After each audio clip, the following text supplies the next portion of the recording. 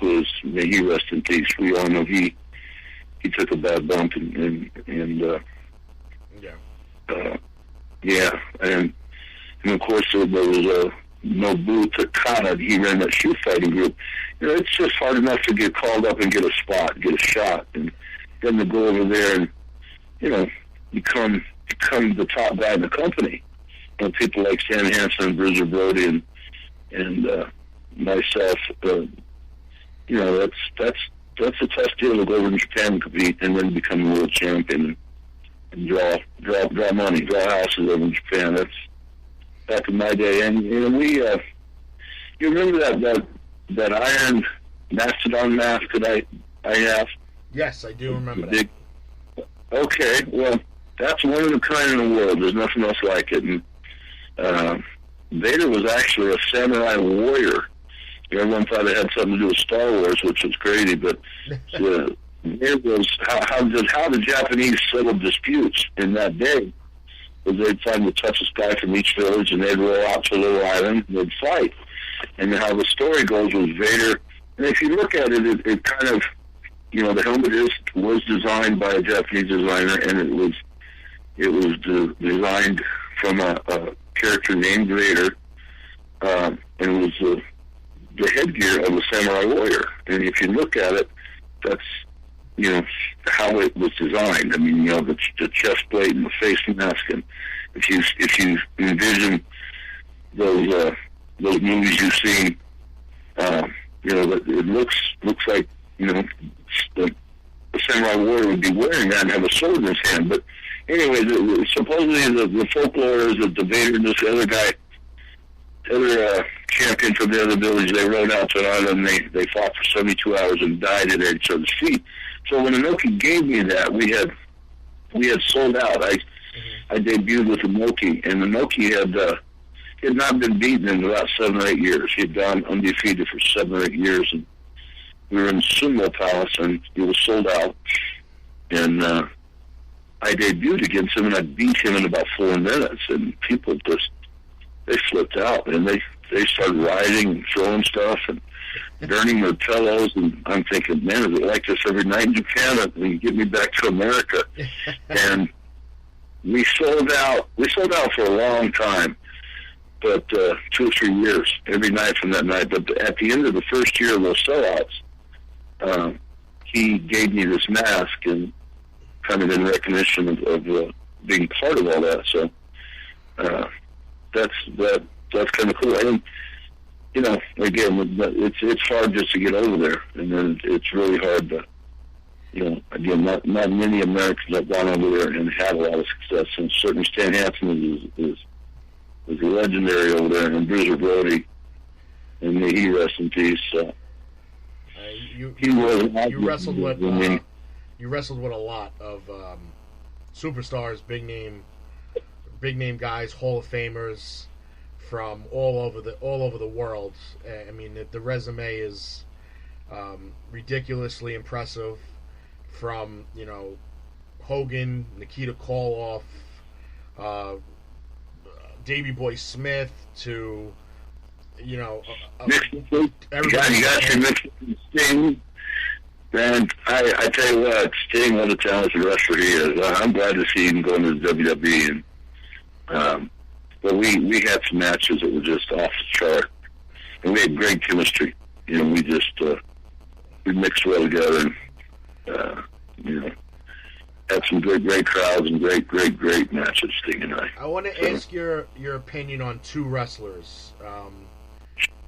First thing that kind of comes to your mind when I name them. One is a manager, one is a wrestler. One's a Hall of Famer, one should be a Hall of Famer. Well, we'll start with the Hall of Famer, Paul Bearer. Yes, sir. Yeah. What's your feeling on Paul Bearer?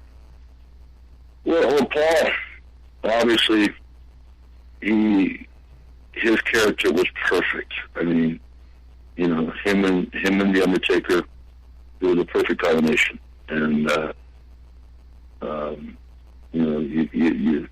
you look at all the legendary matches that Paul Bearer was part of with Undertaker, and that that team, that duo, how much money they drew as a team, as a pair, you know.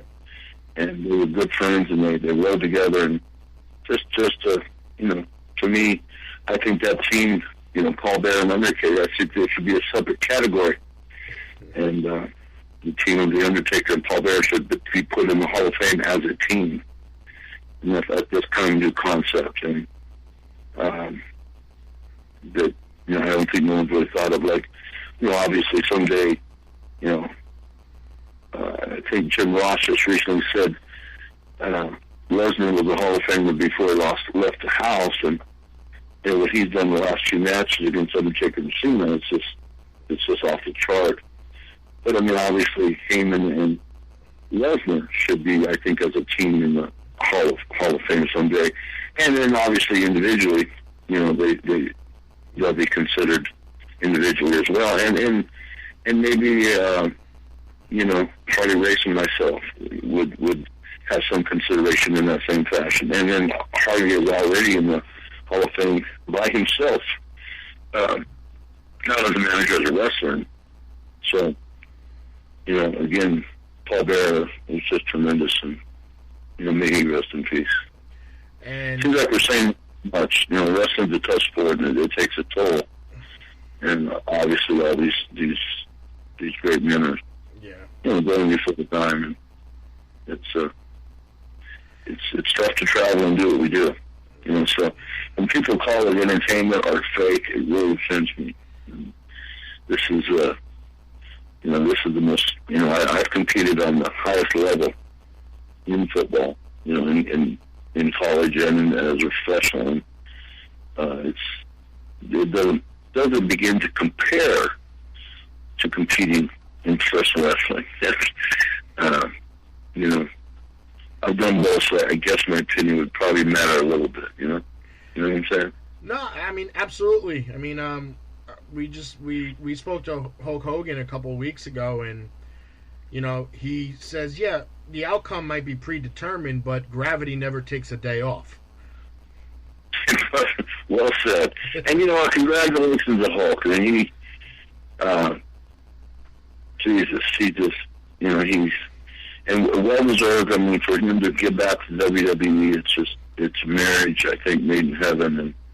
And, you know, I'm truly happy for him and the WWE. And I think it adds to it to have Hulk there. I mean, he's kind of the one that started it all, you know.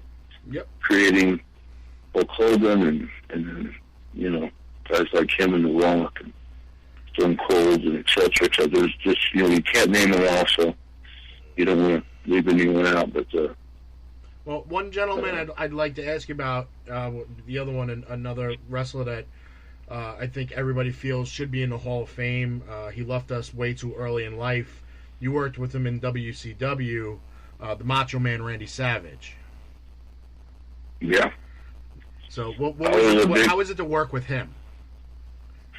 You know what? I was involved with Randy, never in a single match, and you know, in a tag match, you know, we locked up and did a couple spots, but never really got to, you know, I don't want to sit here and talk about working with him, because I don't think I really, you know, I've done a few things with him in tag matches, but you get to know someone, like when I'm talking about Mick Foley or Sting or HBK or, you know, Mitsuhara Misawa and Kobashi and Akiyama and Inoki and all these guys. You know, you're talking about, you know, spending a little time with it.